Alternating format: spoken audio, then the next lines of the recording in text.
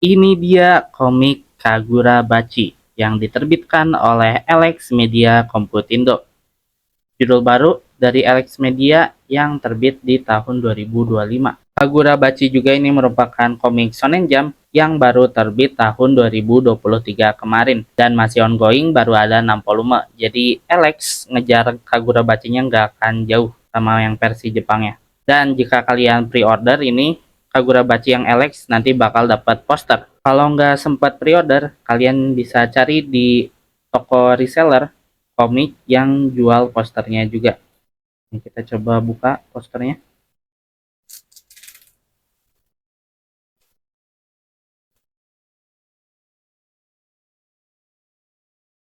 Mantap ini. Posternya itu cover volume 1 dari komiknya ini jadiin poster. Oke, seperti biasa kita mulai dari sampul depan, belakang, dan juga spine-nya. Untuk yang depannya seperti ini ada logo Kagura Bachi. Di sini ada nomor volumenya 1, misi, ini nama author, dan juga ini ada buku komik Alex Media Komputindo. Untuk sampulnya ini glossy, terus ini soft cover, tidak ada jaket, tidak ada lidah buku, lidah cover, dan untuk spine-nya seperti ini. Biasanya ini ada logo Alex, terus ini Kagura Bachi judul 01, gambar dari cover depan dan juga autornya. Ini buat logo Kagura Bachi ini keren ya, mengusahakan agar tidak jauh beda dengan yang versi Jepangnya. Yang ini versi Indonesianya dan ini yang versi Jepangnya. Good job buat Alex yang bikin logo sebagus ini. Mantap tuh. Jadi ini kayak ada huruf-hurufnya kena tebasan katana.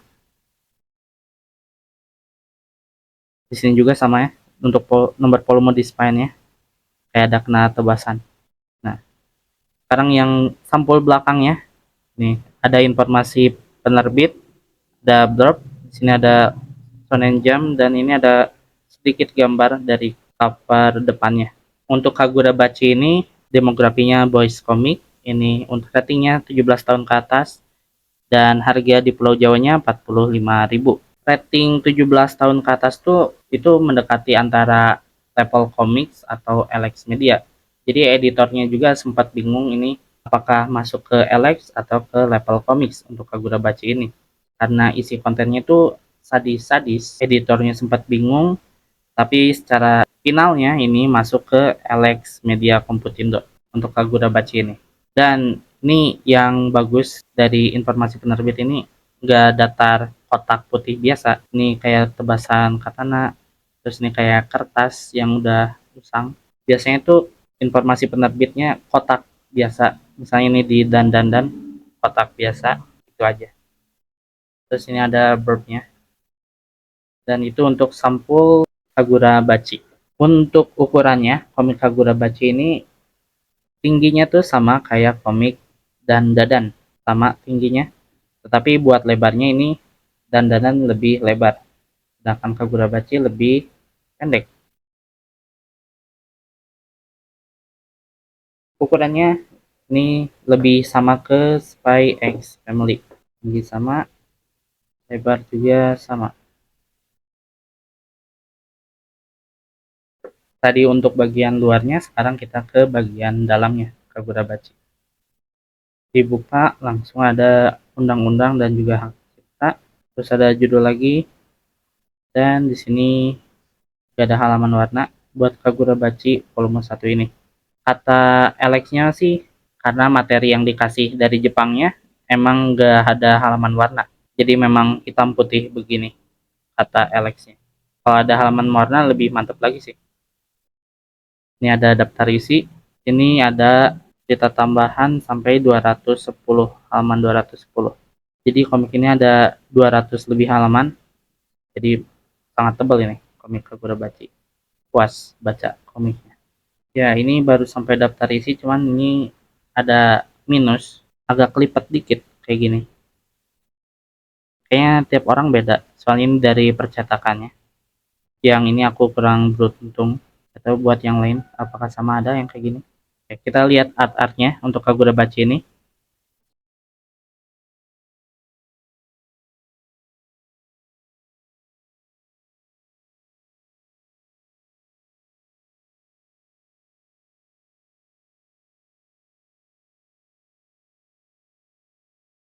Nah, di sini ada typo, yaitu di sini harusnya ini bab 2 tumpukan, tapi malah ditulisnya bab 1.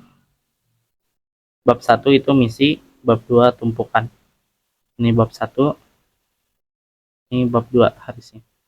Ini typo. Tapi selebihnya di yang lain ini tidak kerasa ada typo. Buat latar tempatnya ini suka sih, detail. Buat panel yang besar gini, panel-panel yang lain juga sama detail. Buat panel actionnya juga ini kerasa mantep, menarik perhatian sekali.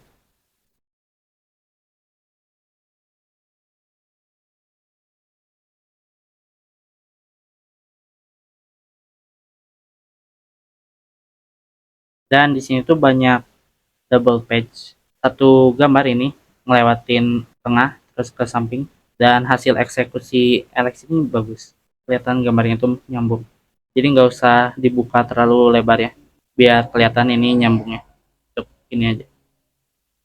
Dari segi kualitas kertasnya ini sudah menggunakan kertas book paper, kelihatan lebih jernih, dan juga ini kertasnya nggak tembus pandang, nggak tembus bagian belakangnya, walaupun nggak dikasih jarak juga udah nggak tembus. Kertasnya bagus, walaupun ada putih, di belakangnya ada warna hitam tebal tetap,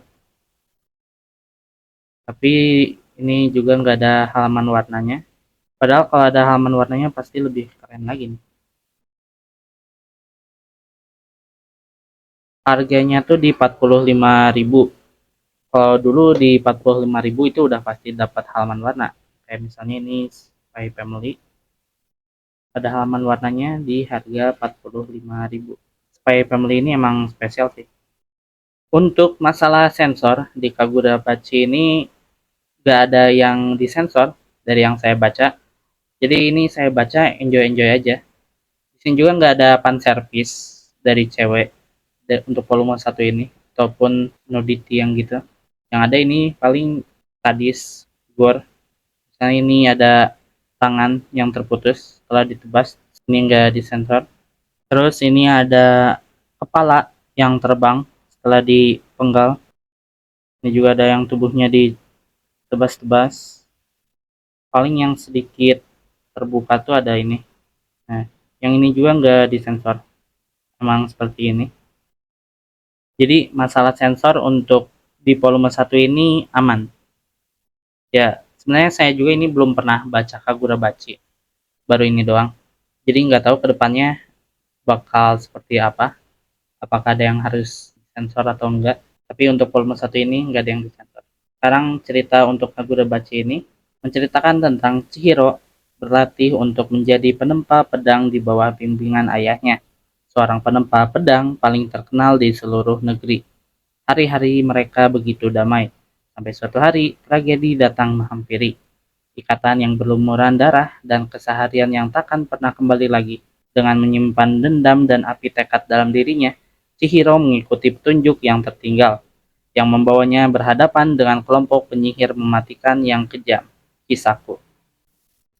Jadi ini ceritanya tentang balas dendam Chihiro atas kematian ayahnya. Jadi ada kelompok penyihir yang bernama Hisaku yang mengambil 6 pedang sihir ayahnya. Dan sekarang Chihiro bertekad untuk balas dendam kepada Hisaku dan mengumpulkan kembali 6 pedang sihir tersebut. Buat saya sendiri, soal cerita dari Kagura Bachi ini, saya suka. Ceritanya tuh kayak shonen sekali, jelas tujuannya, balas dendam, mengumpulkan 6 pedang sihir. Terus dari ceritanya ini pacingnya tuh cepat. Di volume 1 ini kalau nggak salah ada 4 pertarungan atau 3 gitu. Pacingnya itu cepat. Setelah bertarung lawan satu kelompok, istirahat, bertarung lagi, cerita santai, terus bertarung lagi, ada musuh lagi. Pacingnya itu cepat dan diselingi oleh komedi yang tipis-tipis komedinya.